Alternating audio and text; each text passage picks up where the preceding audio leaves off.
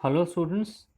So in this video we will continue with our revision of the chapter as per the book. Okay, this revision is very necessary for you all because if you study from the book again, if you revise the chapters, if you revise the topics in a serial order, then it will be very good for you to understand and make notes also. Okay, because having a book at your hand is a better option than just studying from the PDF or from the video. Okay, because video will give you an understanding of the concepts, but you can make the notes only by studying the book.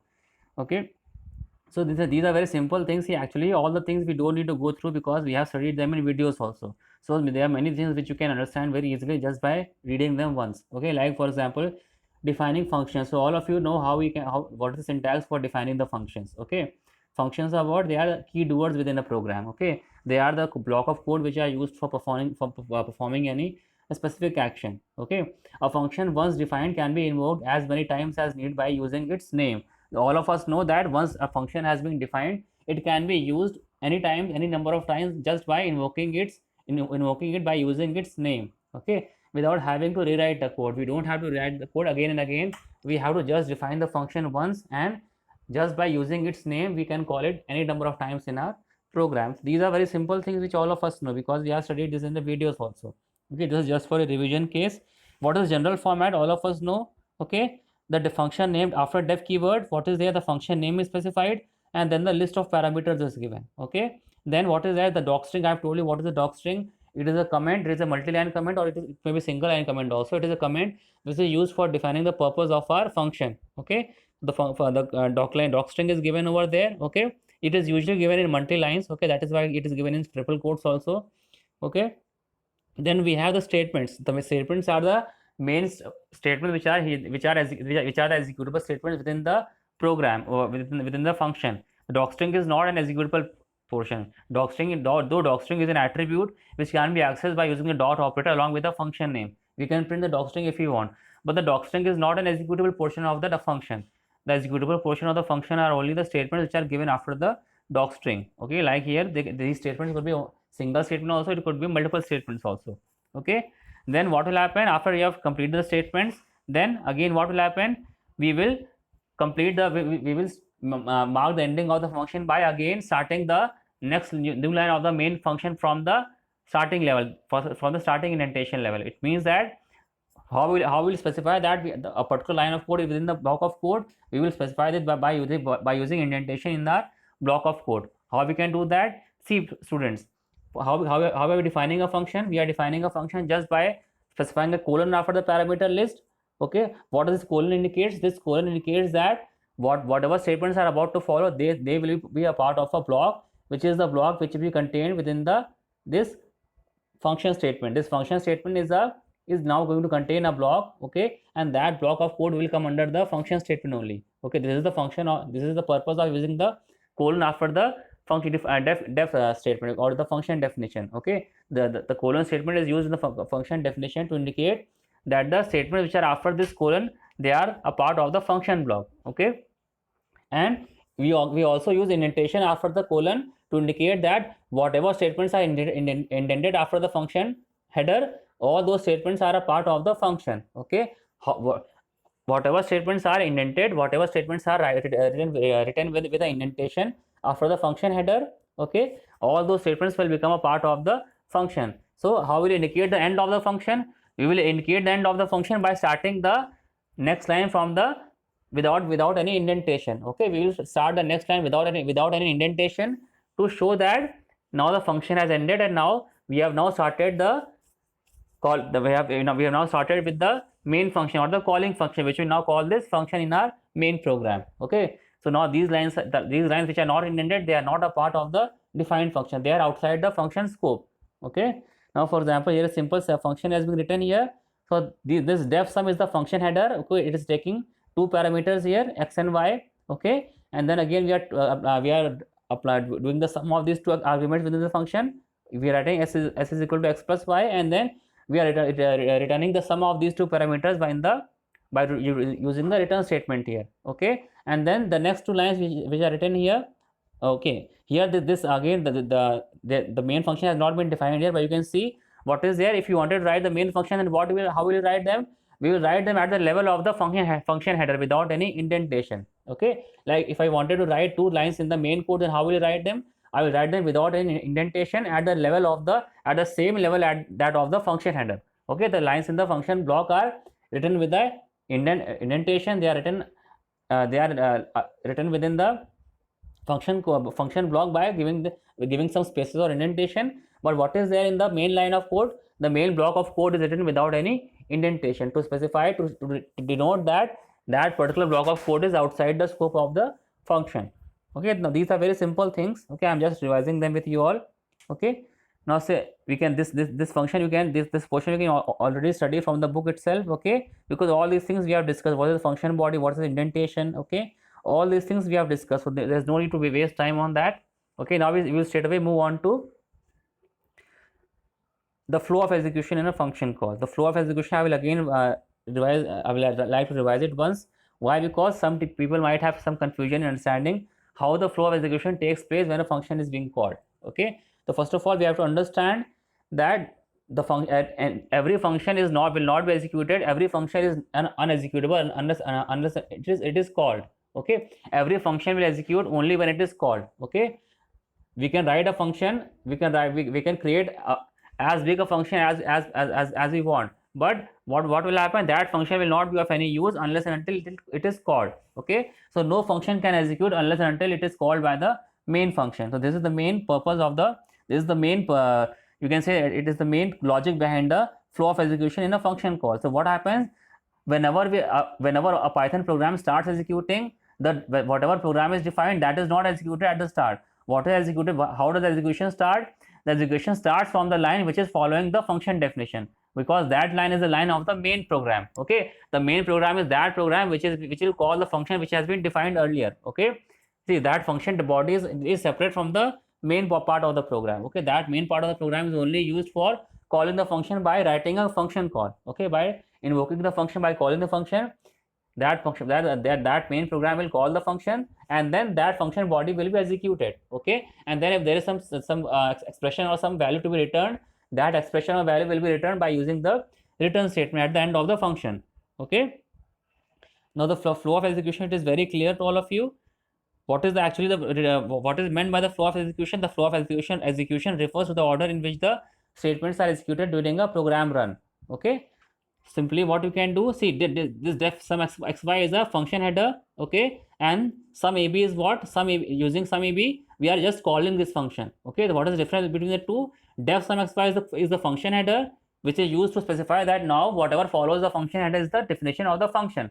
This function header using the def keyword, this function header is created using the def keyword, and this function header is always given before the start of the function definition. Okay, but this sum ab is the function call.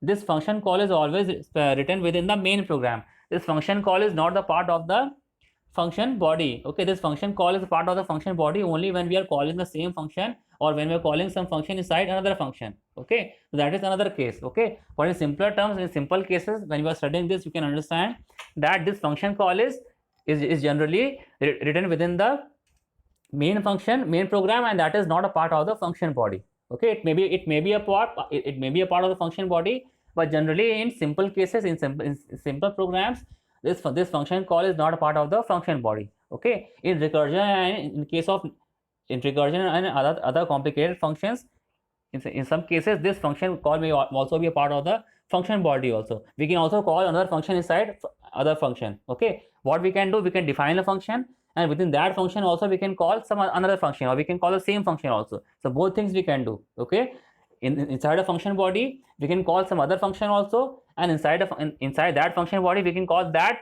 specific function also. So a function can also call itself also within the function body. Okay, when a function is calling itself within the function body, then that is termed as recursion. A function calling itself is known as recursion. Recursion means we have created a function, and that same function is calling itself in the function body. Okay, so when the same function is calling itself in the function body, then that is termed to as recursion. Okay, and apart from recursion, we can also call some other function also in the function body of one other function. Okay, the one function can also call another function in its function body also. Okay, so it is not a hard and fast rule that function call will always be a part of the main program. Okay, but as a beginner, as a student, we can understand that in simple cases this function call is a part of the main program, okay, which is the calling program, and this function call will be used to call the function which has been defined here. Okay. Okay, students. So let us now see what happens when Python interpreter encounters the function call statements. See, when encoding a function call, then what will happen? First of all, the main program will be executed, and then what will happen? As soon as the function call is encountered, then what happens?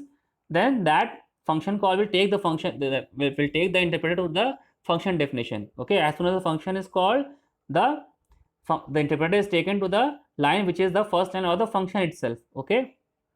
So now here what happens, you can see what is an execution frame. It is one new term which you should understand. What is execution frame? A block is a piece of what is the function block. First of all, understand that. See, a block is a piece of Python program text that is executed as a unit. As a unit means what? It is executed in a sequence. Okay, execution as a unit means what? Like, when you start from one statement at the end, it will continue till all statements have been executed in a sequence. That means it is executed in a unit. Okay, that is denoted by line indentation. Line indentation means what? That all the particular set of statements are a part of the same function. Okay, and they will be executed in a sequence unless and until we are applying some other programming logic to break the sequence flow, execution of statements. Okay, so it means that this indented set of statements is also called a function block or a body of the function. Okay, the function body is also called a block. Okay, and Python, a block is executed in an execution frame. So we have a frame. See, this frame is very different from what frame we have studied in the previous classes or in the other subjects. See, this execution frame refers actually to the programming thread, or you can say the process thread. Okay, these threads and other things are very difficult for you to understand and at this point of time, but you can understand that the interpreter creates a frame for the execution of every process, and that is known as an execution frame for a process or a function. Okay, what happens? An execution frame contains some piece of information, like some internal information which is used for debugging purposes. Internal information like what variable is holding what value at that time of point of time. Okay, then the name of the function, then the values passed to the function is also being used there. Okay, and then the variables created within the function, and the information about the next instruction to be executed. So all these things are, see, this execution frame is containing all the information which is required for the execution of the functions. Okay, that is all this. So all the execution of the function takes place in the execution frame. Okay, so this frame is containing all these pieces of information. Okay, so at this level you can understand this much, that a block of code is executed in an execution frame, and the execution frame is containing of these pieces of information. Okay, so now what happens when the function call is encountered, then what will happen? An execution frame for the call function is created. Who will create the execution frame? The interpreter will create. Okay, because we all of us know that Python is an interpreted language. So what will happen? Execution frame will be created, and the control is transferred to the execution frame. Okay, now what will happen within the function execution frame? The statements in the function's body will be executed, and with the return statement, what will happen? The last statement of the function body, whether it could be the return statement also, or it could be the last statement also of the function body. Okay, it could be both the same. Both the things are possible.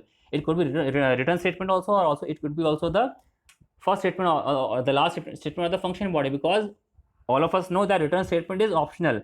Return statement is optional in a function definition. We can also define a function without using the return statement. So it is not compulsory to use return statement within your function body. Okay, so either the return statement will be the last statement of the function, or it will be some other statement which will be the last statement. So whatever is the last statement, after the last statement is executed, again the control will be transferred to the main body of the program, and the control returns to the statement where from the function was called. Okay, where will the function return? Where will the control return? The control will return to that statement where the function was called. Okay, what happens? First of all, the main program is executed. The function, when the function call is encountered at any line, then what happens? The control will again go to the first line of the function, the function header. Okay, then all the statement of the function will be executed, and then as soon as the function stops executing, then again the control will return to the line where the function was called. Okay, so this is known as the flow of execution of the function, of the flow of execution of statements within the function call. Okay, So you can see the function call will send a control for the function definition, and again after the return statement is encountered or the last statement has been executed, then what will happen? After that, the last statement of the function definition will send the control back to the where from the function was called. Like for example, if you are calling the function within the print function, then what will happen after the function has been executed? The control will again come back to the print statement from where it was called. Okay. So now a very simple example is given here. Here what is that? We have added two numbers, okay, and then we have stored these two numbers in one variable, and then we have returned some way by using the return statement here, okay. And where are we calling here? We are calling this in the third statement, okay. This third statement is calling the calsum function, okay. And then what will happen as soon as this calsum function call is encountered, the program will come, the control will come to the function definition. The function will be executed, and then with the when the return statement is executed, then what will happen? Again the control will come to the third statement, which is the function call statement, okay. So again what will happen now? This function call will assign the value of the return statement to the sum variable. The sum variable will store the value which was written by the function by using the return statement. What was happening here? We have written the value which was held by the variable s. This s is holding one variable, one value which is the sum of the variables x and y, okay. And the same value we have written using the return statement here, okay. And this variable has, and this value has now been saved in the sum variable here, okay. This sum variable is now holding the value of the s variable, okay. Because we have assigned this value, because we have assigned this function to the sum variable, so this sum variable will now hold the value which has been returned by this calsum function, okay. And the same value will now be printed in the main function here, okay. In this way you can see that we are how in this case the function is being called and executed in this program, okay. So I hope that now there is no confusion in how this program is being called. You can study this PDF, all of you. If there is any confusion, you can ask me in the live class session, or even in the Google Classroom also you can ask me. You can comment your problems in the Google Classroom, and I will try to solve those problems. We will continue with the next topics, coming topics in the next video. Till then, goodbye students.